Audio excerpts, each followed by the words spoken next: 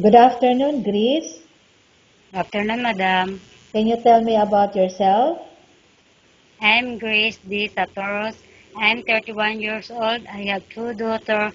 The age of my daughter, 11 years old and 1 years old. I'm but not separated now Okay, I have few questions for you to answer, so let's start. Why do you want to work as a maid? because of financial expenses, Madam. Okay, why you choose Malaysia when there's a lot of other country? I choose Malaysia because nice country and nice people. Okay, how are you qualified for this job? Because I already passed pre-medical examination.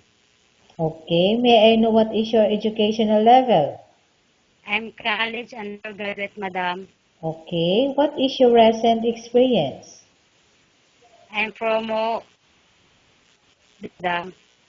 Okay, have you worked abroad before? No, Madam. Okay, do you have experience of taking care of baby?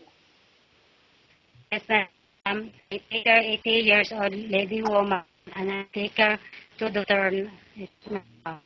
Okay, so you have experience of your own children, and for the elderly, you have experience of taking care of an elderly. Yes, madam. Whose elderly you're taking care of? What, madam? Whose elderly you taking care of?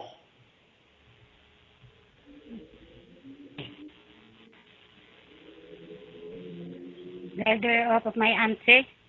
Okay, your auntie. Yes, madam. Okay.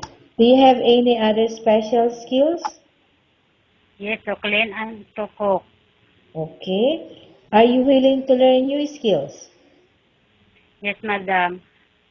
Are I you willing I to try work with everything. a Are you willing to work with a family where the mother-in-law or any relatives stay together? Yes, madam.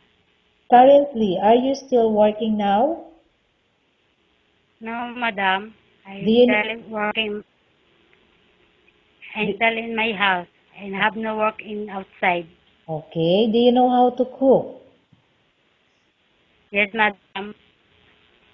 What sort of food can you cook? Filipino food, that's called, my specialty noodles, that's called in the Philippines. And Okay, are you aware that you will have to do washing, cleaning, ironing, and cooking?